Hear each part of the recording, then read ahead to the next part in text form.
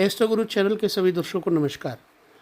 बिना समय गंवाए हम आपको यहाँ बता देते हैं कि मिथुन राशि में यदि सूर्य बैठे होंगे तो ऐसे लोगों के स्वभाव में कैसा आचार विचार रहता है एवं इससे मिथुन राशि पर सूर्य स्थित ग्रहों की दृष्टि पड़ने पर सूर्य के साथ उन ग्रहों का मनुष्यों के ऊपर क्या प्रतिफल होगा, जातक के लिए क्या असर होगा, तो इस विषय को हम लेकर चलेंगे। इससे पूर्व हमने आपको वृष राशि में स्थित सूर्य के बारे में बात की थी। कुछ लोगों को अच्छा लगा, कुछ लोगों को अच्छा नहीं लगा। जो लोग बहुत ज्ञानी हैं शायद उनको अच्छा लगा और जो कुछ नहीं जानते उनको नहीं अच्छा लगा होगा। खैर, हमारे पास बहुत ज़्यादा ज्ञान नहीं है, परंतु फिर भी आप सब लोगों के साथ रह करके सीख तो रहे ही हैं। तो हम इस विचार को लेकर चलते हैं कि भैया हम आपके साथ रहकर कुछ सीखेंगे और अपनी बात कह करके आपको कुछ सिखाएंगे। तो चलिए हम चलते हैं मिथुन राशि के स्थित सूर्य पर जातक के ऊपर क्या असर पड़ता है। हम यहाँ पर एक लेंगे कुंडली चक्र मिथुन लग्न का। हालांकि आपका कोई भी लग्न हो सकता है, पर हम यहाँ पर सिर्फ मिथुन राशि के ऊपर ही वीडियो आपको देने जा रहे हैं। अतः हमें मिथुन राशि का चक्र लेना है। हमने चक्र ले लिया मिथुन राशि का। अब आप ध्यान से देखिए, मिथुन राशि में सूर्य बैठे हुए हैं। चूँकि हमने मिथुन राशि के ऊपर ही ये वीडियो देखना है। अब इस सूर्य को मिथुन राशि में बैठा हुआ जहाँ मरकरी लिखा हुआ है देख रहे हैं आप, तो हमने इनको लग्न में सूर्य को स्थापित किया है। अब लग्न में सूर्य यहाँ दिखाई पड़ता है, लेकिन आपकी जन्म कुंडली में कोई भी लग्न हो सकता है। आपको अपनी जन्म कुंडली में इतना देखना है कि आपके जन्म कुंडली में सूर्य कहाँ बैठे हैं। अगर मिथुन राशि में बैठे हैं तो मिथुन राशि पर यह फलादेश जो अब हम बता रहे हैं। मिथुन राशि के सूर्य जिसके होते हैं, ऐसे जातक को हमारे ज्योतिष आचार्य कहते हैं बुद्धिमान व्यक्ति होता है। वाणी से इसके अंदर मधुरता टपकती है। वात्सल्य गुण अर्थात प्रेम की परिभाषा होती है। वात्सल्य होता है, छोटों के साथ बड़ों के साथ स्नेही स्वभाव होता है। और इस व्यक्ति के अंदर शास्त्रीय आचार विचार होते हैं। इस शास्त्र के अनुसार चलता है जिंदगी में। तो विज्ञान साइंस शास्त्र में इसकी निपुणता अच्छी होती है और अधिक धनवान भी होता है। साथ साथ में उदार चेता होता है। उदार चेता का एक शब्द का अर्थ है कुशल चतुर। जहाँ पर चतुराई करना है वहाँ पर बुद्धिमत्ता के साथ चतुराई करता है। ऐसा व्यक्ति उदार तो होता ही है। किसको क्या देना है, किसको नहीं देना है, कौन सा व्यक्ति योग्य है, कौन सा अयोग्य है, इसमें यह चतुरता भरी होती है। और ऐसा व्यक्ति ज्योतिषी बनता है। ज्योतिष के गुण होते हैं, इसमें आंतरिक गुण ज्योतिष के पाए जाते हैं। और एक चीज हमारे सारावली में लिखा है कि ऐसे व्यक्ति की दो माताएं होती हैं। हो सकता है कि इस चर्चा को, क्योंकि चतुर्थेश बुध की स्थिति के ऊपर डिपेंड करता है और बुध की राशि में सूर्य बैठा हुआ है, इसलिए भी ऐसा है। पर दो माताओं का विचार आता है। सुंदर होता है और विनम्र होता है। विनम्रता के साथ साथ इसमें चतुराई के गुण भी होते हैं। अब इस बैठे हुए सूर्य पर अगर चंद्रमा की दृष्टि पड़ती है तो इसके स्वभाव में कैसा परिवर्तन होगा, आइए हम उस पर चर्चा करते हैं। यहाँ हम आपको इतना बता देंगे कि चंद्रमा द्वितीयेश होगा और चंद्रमा की पूर्णतः दृष्टि सप्तम भाव में बैठा हुआ अगर चंद्रमा है तो दृष्टि डालेगा। अब द्वितीयेश यानी कुटुंबेश चंद्रमा होने के नाते सप्तम भाव पे अगर चंद्रमा सूर्य को देखेगा तो सूर्य चंद्रमा को भी देखेगा। इसका परिणाम क्या होगा? सारावली में लिखा है कि यदि कुंडली में मिथुन या कन्या में स्थित सूर्य हो, यानी कन्या में भी स्थित हो सूर्य, तो कन्या में अगर स्थित है तो चंद्रमा मीन राशि में यानी 10वें घर में बैठेंगे, तब दृष्टि डालेंगे।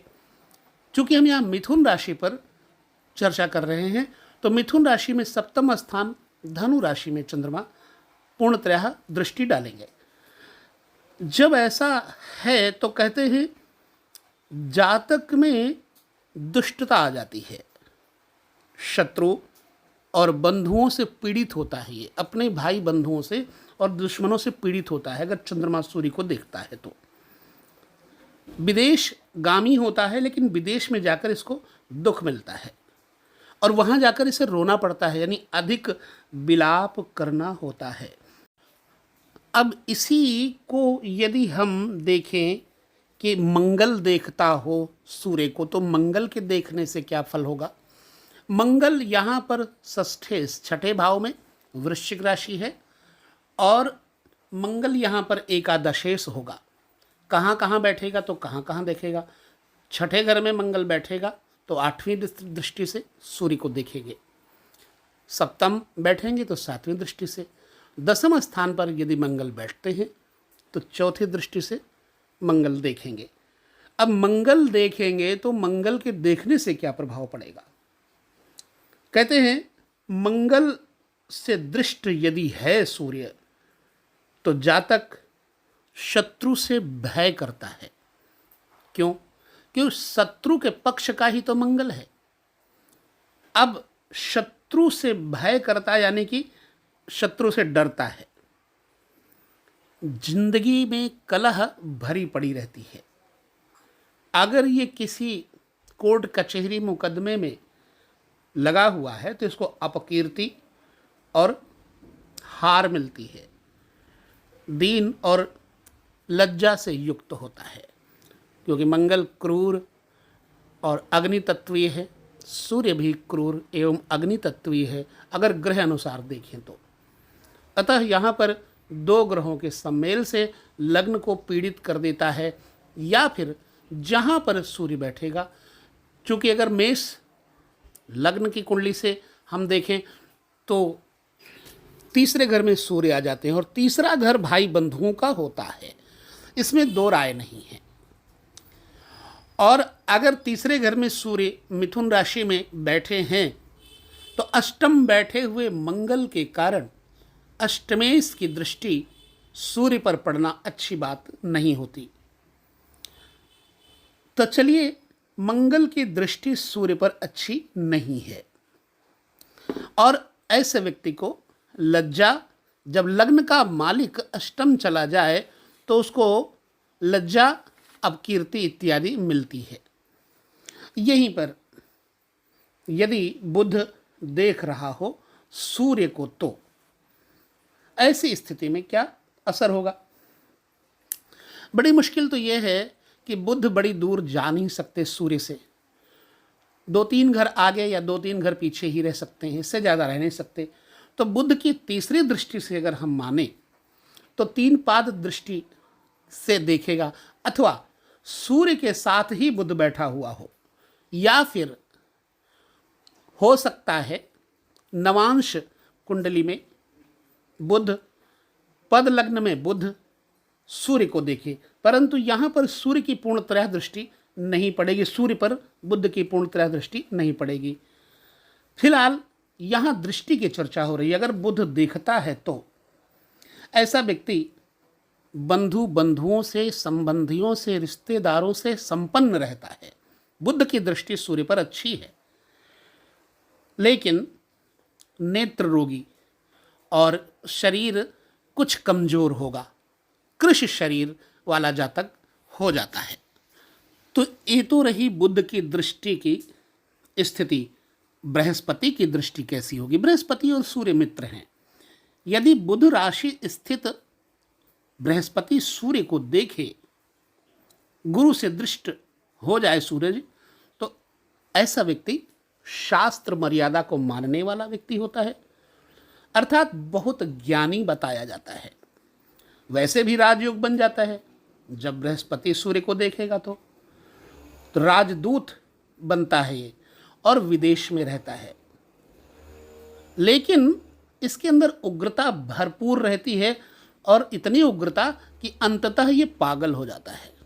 इसलिए बृहस्पति की दृष्टि अंत में इसके लिए फलित अच्छा नहीं होता है। बढ़ती हुई आयु के साथ ऐसे लोगों में अपने सिद्धांतों के धरोहर की बड़ी बुरी आदत हो जाती है।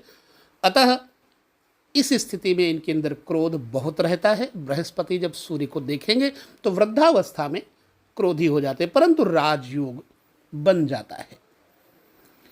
यदि शुक्र किसी परिस्थिति से सूर्य को देखे तो किसी परिस्थिति से नवमांस कुंडली में या उपपद पद लग्न में, तो जातक धन, स्त्री और पुत्र से सुखी होता है, युक्त होता है, लेकिन ऐसे व्यक्ति में स्वार्थपरता भरी होती है, स्नेह बहुत ज़्यादा नहीं होता, काया निरोगी रहती है, सुंदर और चंचल होता है। मेरे हिसाब से उपपद लग्न, पद लग्न और नवांश लग्न के अंतर्गत संभवतः सूर्य को शुक्र देख सकते हैं, अदरवाइज शुक्र वैसे नहीं देख सकते।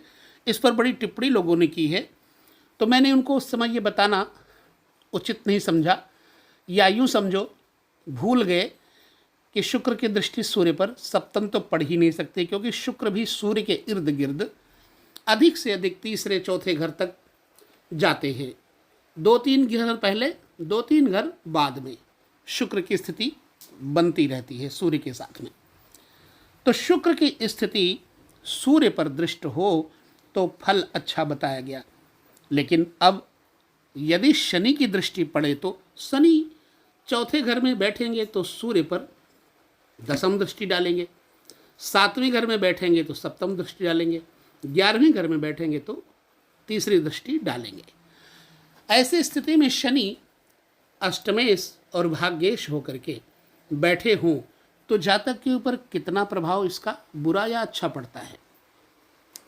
शनि से दृष्ट होने से जातक के पास नौकर चाकर होते हैं, बहुत नौकर चाकर होते हैं, अर्थात ये बिजनेसमैन बना देते हैं।